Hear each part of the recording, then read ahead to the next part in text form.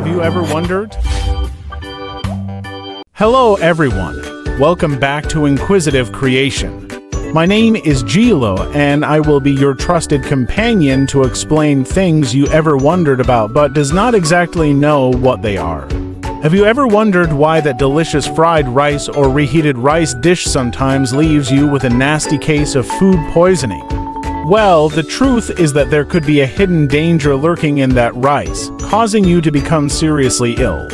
In this video, I want to talk to you about the shockingly common yet underappreciated risk of eating leftover rice. And more importantly, share some crucial tips on how you can stay safe. By following some simple precautions, you can keep this silent threat at bay. So, join me as we dive deeper into this topic and learn how to stay safe when handling leftover rice. But before we get started, please make sure to hit that subscribe button, like and share this video with your friends and family. And don't forget to turn on the notification bell so you never miss a new video like this one. Your support means the world for a small YouTube channel like mine. Rice is one of the most widely consumed foods on the planet, providing a dietary staple for billions of people across Asia, Latin America, Africa, and beyond. Its versatility, nutrition profile, and low cost make it an essential part of the human diet. However, this beloved grain can harbor a silent threat if not handled properly after cooking. The dangerous culprit is a bacterium called Bacillus cereus. This nasty bug is remarkably ubiquitous, lurking in many foods and environments.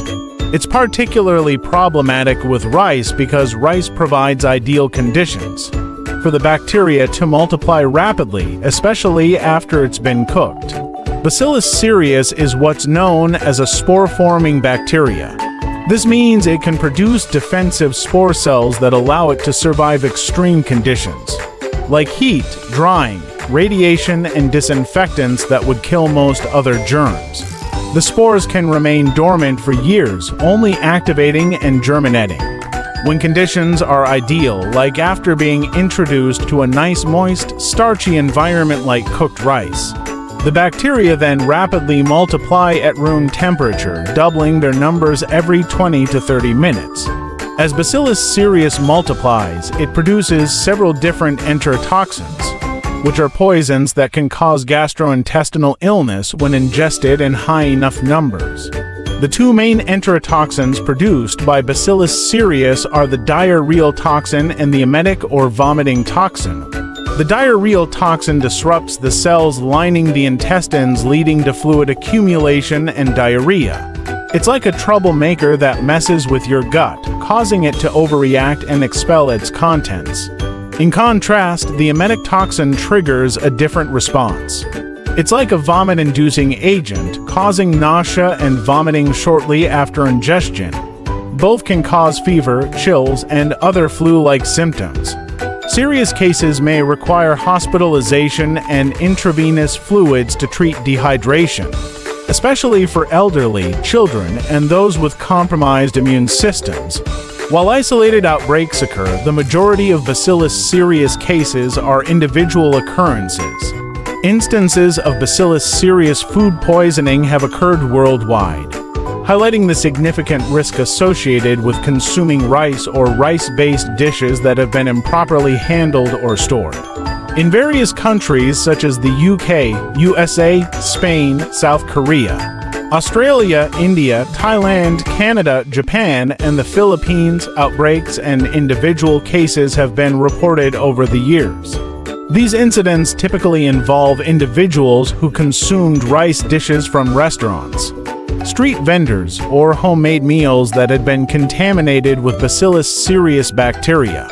So, what is it about rice that makes it such a hospitable environment for Bacillus cereus growth? The answer has to do with rice's nutrient makeup and how the bacteria take advantage of the cooking process. When rice is cooked by boiling or steaming, the heat activates some of the Bacillus cereus spores. As the rice then cools slowly to room temperature, this creates an ideal situation for the activated spores to germinate and the bacteria to rapidly multiply, feeding on the starch and nutrients. Within a few hours, the spores can multiply from just a few cells to dangerous levels in the millions. This bacterial growth is facilitated by rice's low moisture, low protein, and high starch content, which provides abundant nutrients. Additionally, the surface area to volume ratio of rice grains offers more area for bacteria access compared to a solid cooked item. So how can you avoid this hidden menace? When it comes to rice, timing and temperatures are absolutely critical. Always handle rice safely by following these tips. First, keep hot rice hot above 60 Celsius and cold rice cold below 4 Celsius. Don't let cooked rice sit at room temperature for more than an hour before refrigerating or freezing. When cooking rice, use a good quality tight lid pot with a vent, and bring the water to a full boil for at least 5 minutes before adding the rice. This helps kill any existing Bacillus cereus spores. Then cook the rice thoroughly to an internal temperature of at least 85 Celsius.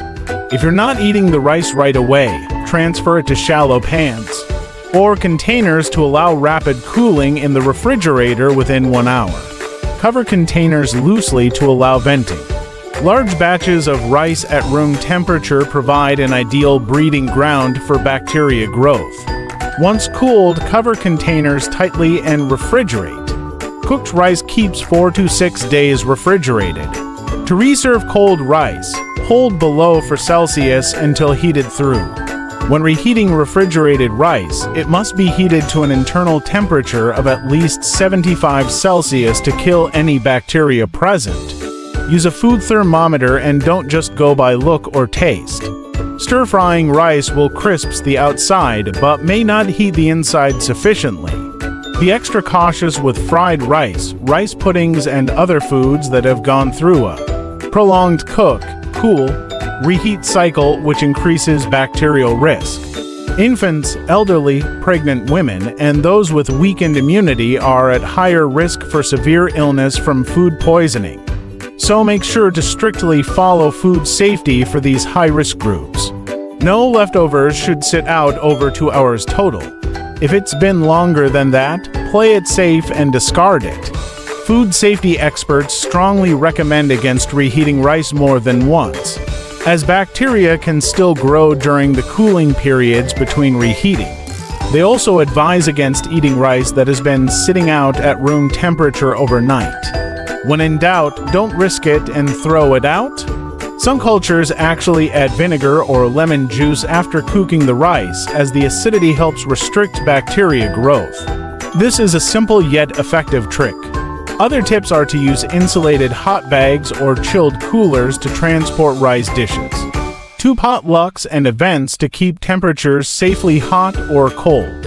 Always bring along a quality food thermometer to verify temperatures. When dining out, be cautiously wary of room temperature rice dishes like sushi rice, and avoid any rice that smells off or seems questionable.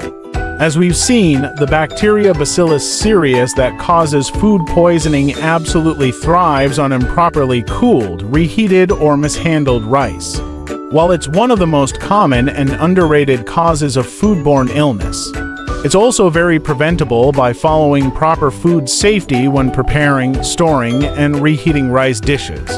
The keys are to keep hot foods hot and cold foods cold. Avoid the danger zone temperatures between 4 to 60 Celsius. Use a thermometer to verify safe internal temperatures. Rapidly cool and refrigerate rice after cooking. And never leave rice sitting out for over an hour before refrigerating. Following these simple precautions will go a long way to keeping you safe from food poisoning the next time you cook up a big batch of delicious rice. Because as enjoyable as rice is, getting violently ill from Bacillus cereus is surely no bowl of cherries. Food safety really matters when it comes to rice, so keep this silent thread in mind the next time you're reheating those leftovers. If you found this video informative, don't forget to subscribe to our channel for more insightful content on food safety and health. Hit the like button if you found this video helpful. Share it with your friends and family to spread awareness. And don't forget to ring that notification bell to stay updated on our latest uploads. Together, let's prioritize food safety and ensure that every meal is a source of nourishment and joy. This is your friend Gilo, signing off from Inquisitive Creation. Thank you so much for watching.